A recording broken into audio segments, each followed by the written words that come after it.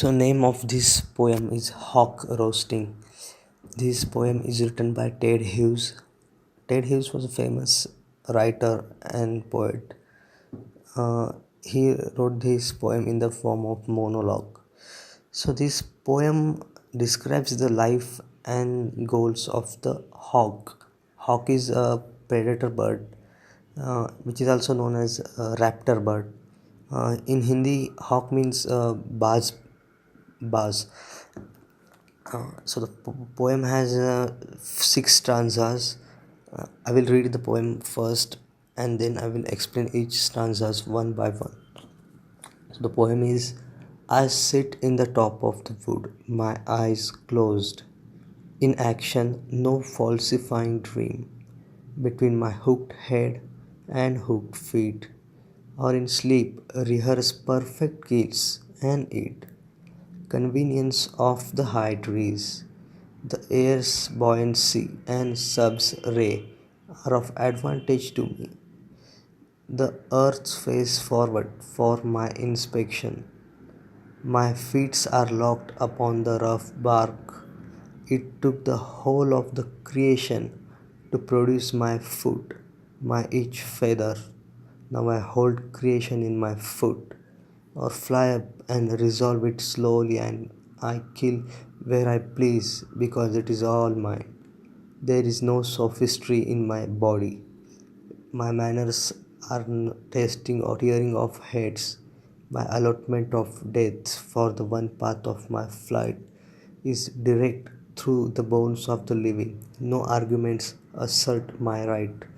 Sun is behind me. Nothing has changed since I began. My eyes has permitted no change. I'm going to keep things like this. So, as you can clearly understand, this poem is about the hawk who describes his life. This is completely monologue poem. So I will explain each stanzas one by one. So I sit in the top of the wood, my eyes closed. So the hawk is saying that he likes to sit on the top of the trees, stalking his predators while his eyes are closed. So he senses other prey while his eyes are closed. In action, no falsifying dream. No falsifying dream means he doesn't even dream of the other goals or other things that may not or may not happen. Between my hooked head and hooked feet. So he has a hooked head and hooked feet. So hooked head is easy for him to spot other prey as it can rotate to 180 degrees, and hooked feet because it is the hooked feet are easy for him to take rest on any branch or stalk prey from any branch. It may be straight or maybe cross shaped branch. The convenience of the high trees. Yeah, high trees are very convenient for him because he can easily see other prey from high trees. Air's buoyancy and sub's ray are advantage to me. So air's buoyancy is the upward force exerted by air. So as all you know, this actually provides advantage to predator birds, and prey birds are at disadvantage because of the air's buoyancy. This upward force enables hawk to easily catch his prey and kill it. The earth's face forward for my inspection. My feet are locked upon the rough bark. So feet of the hawk are like hooked feet, and these feet are locked upon the rough bark. So as you can see, it clearly says the hawk locks his feet on the bark. So even if there is a strong wind, he can easily stay hidden and stay on the same bark. It took the whole of creation to produce my foot and my each feather. So he says he appreciates that it took lot of creation. He appreciates himself that it must have been took lot of creation to make a bird like me. My each part is perfect. My foot is perfect. My each feather is perfect. And he says now I hold creation in my foot. So he says I hold all the creation in my foot, or fly up and resolve it slowly. I kill where I please because it is all mine. So here he this is describes its prey. Whenever a hawk catches prey, he can either kill it with his claws, or he can take it high and kill it whenever he pleases, because he says it is all his. There is no sophistry in my body. So hawk is not a sophisticated bird. There is no shred of sophistry in his body. His manners are tearing off heads. So he says his manners are all but tearing off heads. So this is pretty much about his manners. The allotment of death for the one path of my flight is direct through the bones of living. No arguments assert my right. So Hawk describes the death, that the path of his flight is through the bones of living, and no arguments can assert his right. So he considers himself as like a powerful predator bird. The next stanza is, sun is behind me, nothing had changed since I began. My eye has permitted no change. I'm going to keep things like this. So he says, sun is behind me. Sun is on the backside of him, and nothing has changed since I began. So nothing has changed since Hawk began. It's pretty much daily life for him. Stalk prey, kill prey, and eat them. Nothing has changed. It's same thing again and again. My eye has permitted no change. So there is no change, and his eye has permitted no change. That means he hasn't himself permitted, so he doesn't even want it to change. He wants his life to be constant. I'm going to keep things like this. Yes, he likes this way, and he wants to keep things like this. So this was the poem by Ted Hughes, the Hawk Roosting. So, as you can clearly understand, this poem is about the hawk, who is like a predator bird and daily kills, preys little birds, worms, and likes to eat. So, he actually appreciates himself too much, and considers other prey as minor to him, and he doesn't want his life to change. He wants it all the way same. So it's clearly about his attitude, which is clearly like predator. So this poem was written by the Ted Hughes, who completed his education at Pembroke College, Cambridge. In 1956, he married the poet Sylvia Plath. He tried to make a living in America by teaching and writing, and he became a famous writer and a poet too. Finally, he returned to England. The most remarkable quality of Hughes' poem is an intense and obsessive fascination with the world of birds and animals. You can clearly see in this poem he was intensely fascinated by the bird, uh, who are predators, and their how can there be a life. So essentially, his poems shock us with unusual phrases and violent images. Well, yes, this poem didn't have any violent images, but still it was somewhat shocking, you can say. So, for understanding poem, there are like 6 questions. The first question is, comment on the physical features of hawk highlighted in the poem and their significance.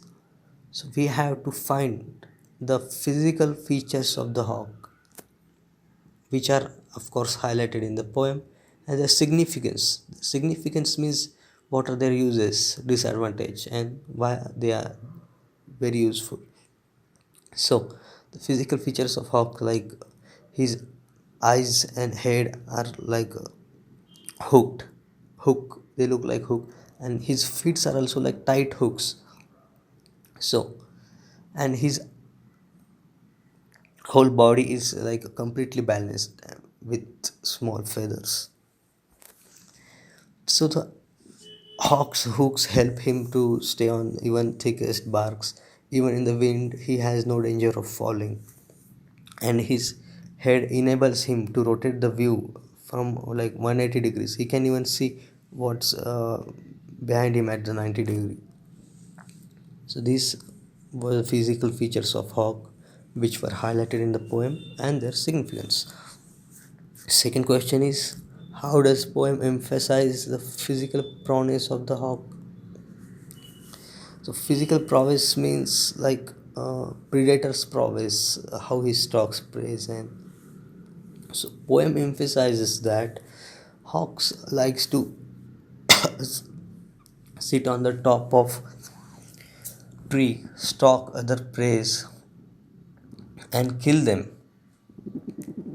So he so slowly stalks his prey, either kills them from his claws like feet, or carries them and high and simply leaves them to fall and die, and then eats them.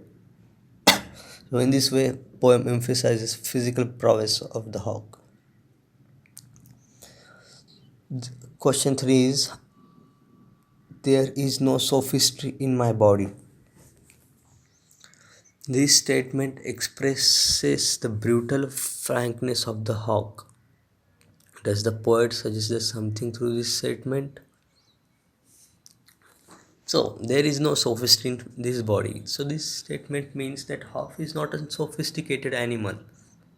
He, he doesn't even think twice about killing others and eating, because as he said, he is not an sophisticated animal or bird. So this sentence, there is no sophistry in body, clearly describes everything. Fourth question, now I hold creation in my foot. Explain the centrality of this assertion in the poem. What makes the hawk's assertion of its invincibility so categorical? So the sentence is, I hold creation in my foot. Hawk is clearly overestimating his feats, because all the basis of the hawk's life is completely on his feet. His hooked feet enable him to stay on any branch and keep staying there, because of those feet are very strong and they can remain attached to anything, any tree, even metal. And those feet are used for killing animals and stalking them and catching them, and other little birds also. So his feet are everything for the hawk. So he says, now I hold creation in my feet. Sixth question, bring out the parallels suggested between the predatory instincts of the bird and human behavior. So we have to bring out the parallel suggested between predatory instinct of the bird and our behavior. So just like humans, birds like to stalk their prey. So we don't actually stalk our prey, but we can consider it as our career goals. We stalk our career. We think deeply before doing anything. Just like prowess of predator, we uh, we think of us as glorified animal. We think we are the best. We are the best animal in the earth. Hawk thinks of him as the same way. He thinks it must have took lot of effort to create a bird like him. He is the best bird there can be.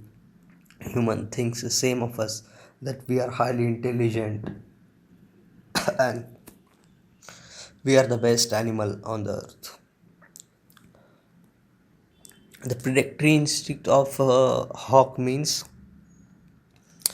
hawk is like very clever bird, so he stalks his prey first and then kills it slowly while eating it.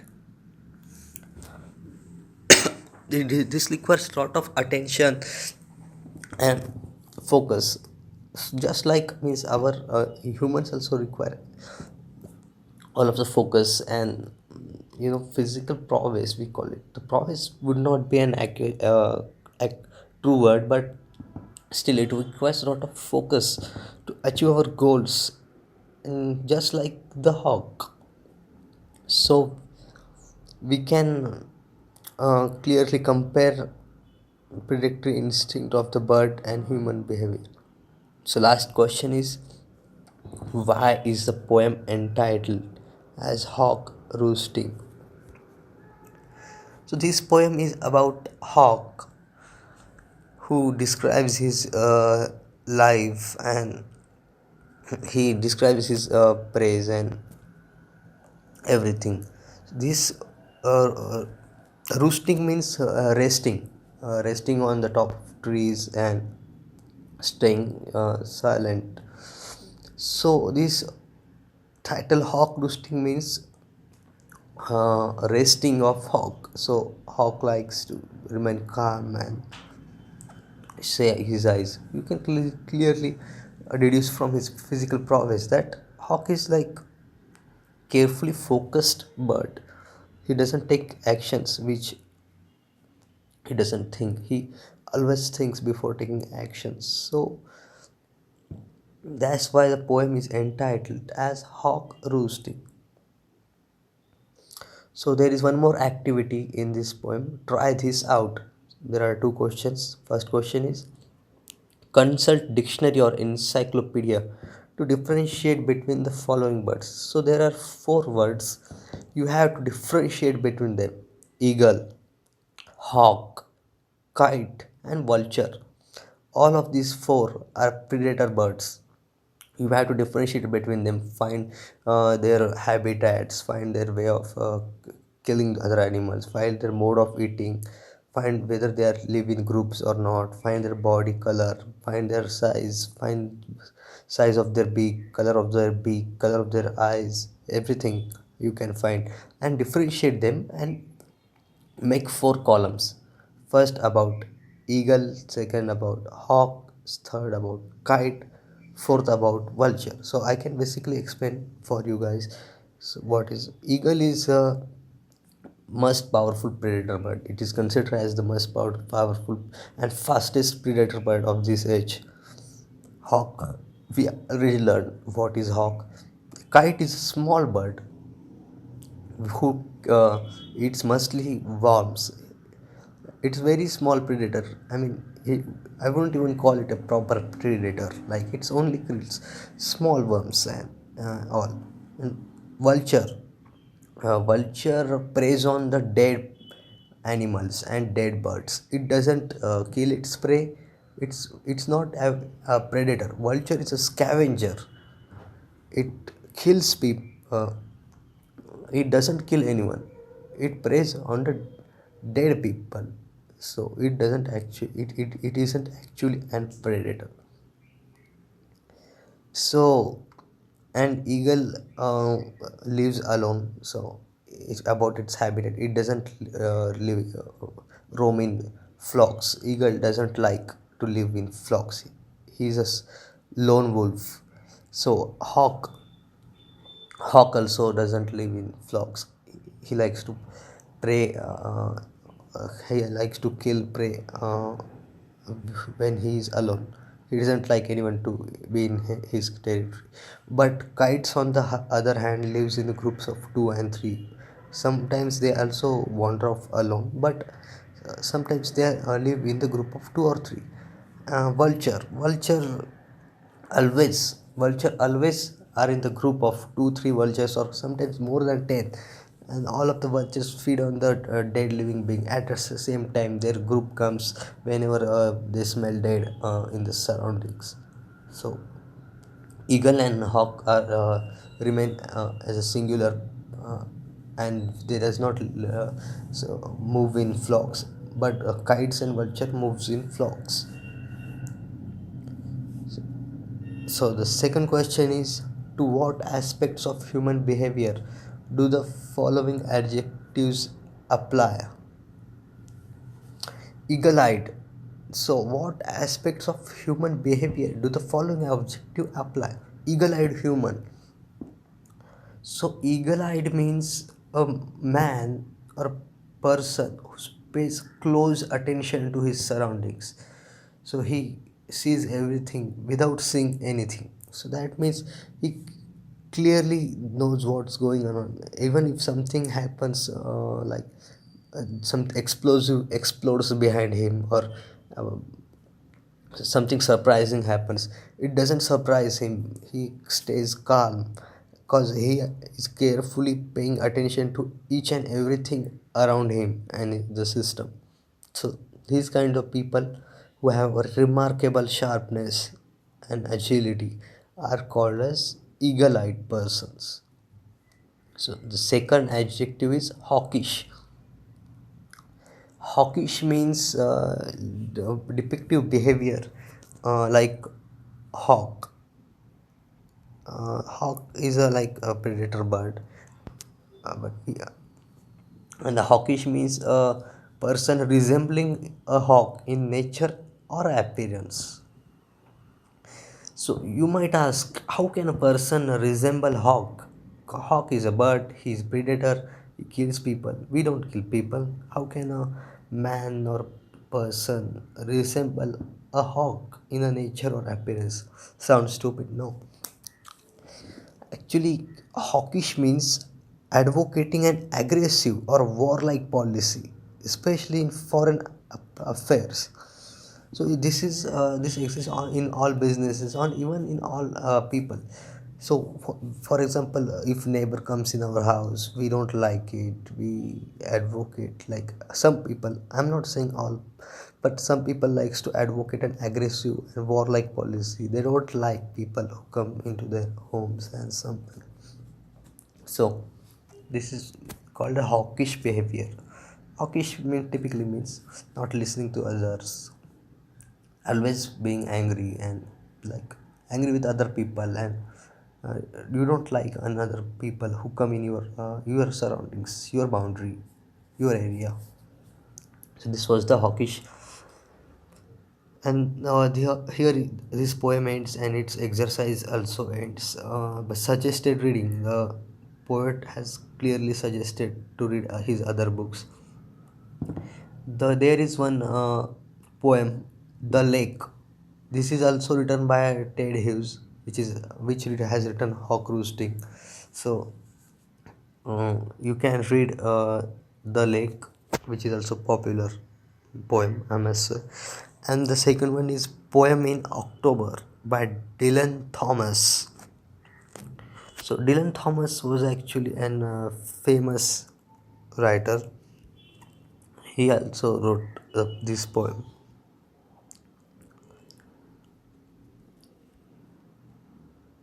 And so the lake is is not in syllabus, but the poem in October is in the syllabus.